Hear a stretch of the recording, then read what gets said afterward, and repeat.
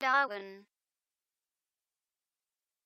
Nous allons aborder dans cette formation les fonctionnalités qui vont vous permettre de savoir où vous en êtes dans l'accomplissement de vos différentes tâches de votre projet.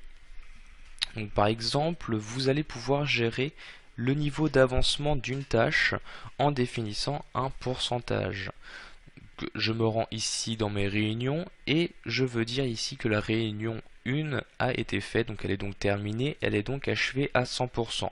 Donc pour cela, je me rends donc sur la ligne de cette tâche en question et dans l'onglet tâches, vous pouvez voir ici que vous avez différents boutons vous permettant de définir le niveau donc d'avancement de cette tâche. Donc ici, elle a été terminée, je peux donc choisir le bouton 100% comme ceci.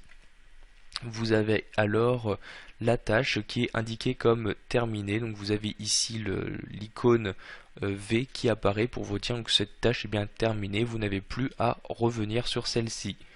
Donc ici j'ai défini une tâche terminée à 100%, mais vous allez vraiment pouvoir définir le taux d'avancement très précisément.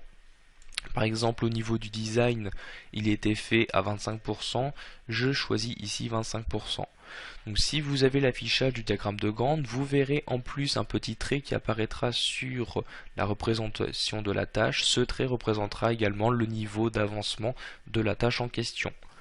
Donc via ces 5 boutons là, vous avez accès donc aux 5 valeurs les plus classiques, donc 0, 25, 50, 75 et 100%. Vous souhaitez préciser une autre valeur au niveau de l'avancement, donc vous sélectionnez la tâche en question, donc je reste ici sur la création du design et dans l'onglet tâches, vous cliquez sur le bouton information. Vous avez alors les différentes informations qui apparaissent dans cette fenêtre, donc informations bien spécifiques à la tâche sélectionnée. Vous voyez d'ailleurs, j'ai bien ici le nom création design qui apparaît. Et juste en dessous de ce nom-là, vous avez ici le pourcentage achevé que vous allez vraiment cette fois-ci pouvoir personnaliser. Je peux par exemple le mettre à 34% comme ceci. Je clique ensuite sur OK pour valider les changements. Du coup ici mon trait a légèrement augmenté pour s'afficher donc toujours de façon proportionnelle suivant la longueur finale de cette tâche. Vous allez pouvoir ici gérer ce taux d'avancement sur les différentes tâches que vous avez insérées.